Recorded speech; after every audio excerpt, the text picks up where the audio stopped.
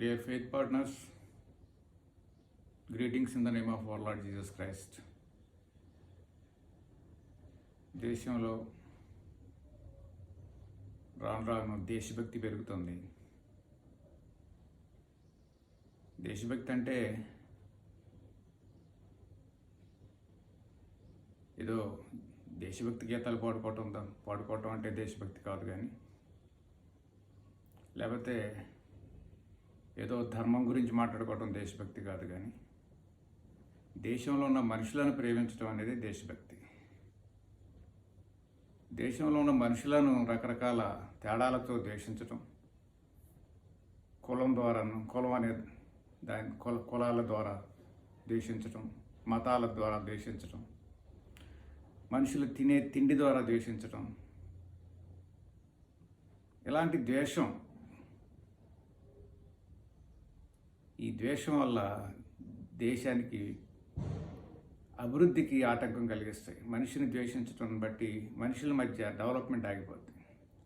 అలాగే దేశంలో ఉన్న మనుషుల మధ్య విభేదాలు సృష్టించడం, దేశంలో మనుషుల మధ్య ప్రేమ లేని స్థితిని సృష్టించడం ద్వారా దేశం యొక్క అభివృద్ధి ఆగిపోతుంది. ఈ రోజుల్లో మనం ఎక్కువగా ఏం చూస్తున్నామంటే మతాల మధ్య చిచ్చు పెట్టడం, కులాల మధ్య చిచ్చు పెట్టడం ద్వారా తాత్కాలిక ప్రయోజనాలు పొందాలని అనుకుంటున్నారేమో, కానీ తద్వారా దేశం యొక్క అభివృద్ధి ఆగిపోతూ ఉంటుంది. తర్వాత మతాన్ని మారణహోమంగా మార్చటం.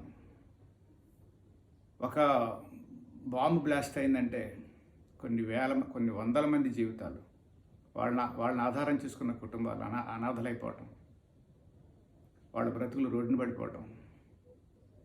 దీనివల్ల ఏం సాధిస్తున్నాం అంటే ఏ మతాన్ని ప్రొక్లైమ్ చేయాలనుకుంటున్నారు ఇలా చేయటం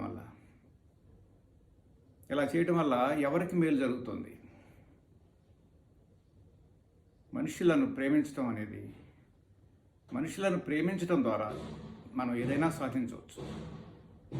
అది ఏ రిలేషన్లో అయినా సరే, భార్యాభర్తల రిలేషన్ అయినా, లేకపోతే లోకంలో ఏ ఒక్క రిలేషన్ అయినా సరే, మనుషులను ప్రేమించాలంటే, మనుషులను ప్రేమిస్తేనే మనుషులను మనం దగ్గరికి తీసుకోగలం.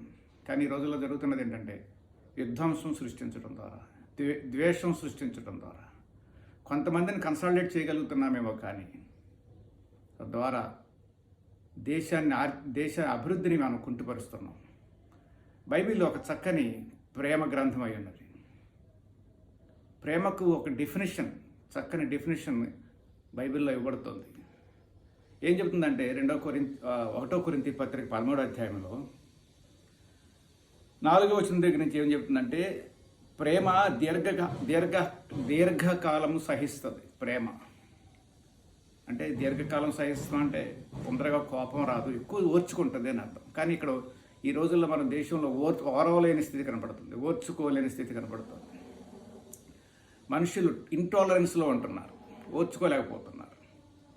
బైబిల్ ఏం చెబుతుందంటే, ప్రేమ దీర్ఘకాలం సహించును, దయ చూపించును, ప్రేమ మత్సరపడదు, ప్రేమ డంబంగా ప్రవర్తింపదు, అది ఉప్పొంగదు, అమర్యాదగా ప్రవర్తించదు,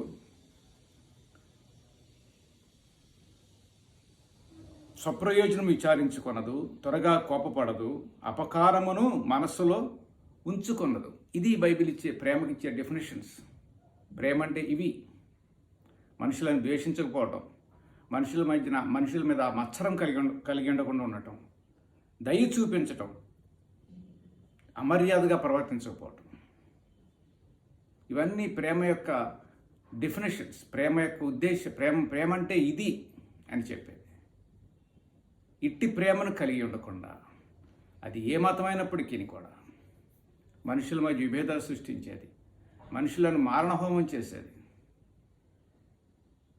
అది ఏమాత్రం మనుషులకు ప్రయోజనం కాకపోగా మనుషుల యొక్క జీవితాలని, మనుషుల యొక్క బ్రతుకులను పాడు చేసేదిగా ఉంటుంది. యేసుప్రభువు వారు ఏం చెప్తున్నారంటే, ఆయన ఒక గొప్ప కమాండ్ ఏమి ఇచ్చారంటే, మత్తయి సువార్తలో ఏం చెప్తున్నారంటే, ఆయన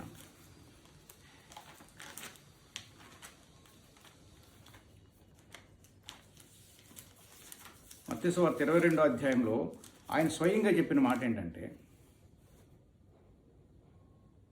37వ వచనంలో, నీ పూర్ణ హృదయంతోనూ నీ పూర్ణాత్మతోనూ నీ పూర్ణ మనసుతోనూ నీ దేవుడైన ప్రభువును ప్రేమింపవల్లని ఇది ముఖ్యమైనది మొదటి అయినది నువ్వు ఆజ్ఞ, నిన్ను వలె నీ పొరుగువాన్ని ప్రేమింపవలనది రెండవ ఆజ్ఞ దాని వంటిదే.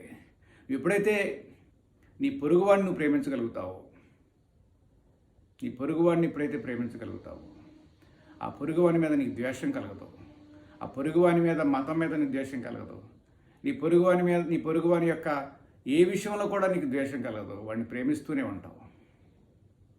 అటు ప్రేమగల మనసు కలిగి ఉండాలని క్రైస్తవ మతం చెబుతుంది, క్రైస్తవత్వం చెబుతుంది, యేసుప్రభు వారు చెబుతున్నారు. యేసుప్రభు వారు శాంతిని, సమాధానమును, ప్రేమను ప్రపంచానికి ఇవ్వటానికి వచ్చారు. అందుకే ఆయన్ని సమాధానకర్త అన్నారు, ప్రేమ స్వరూపి అన్నారు.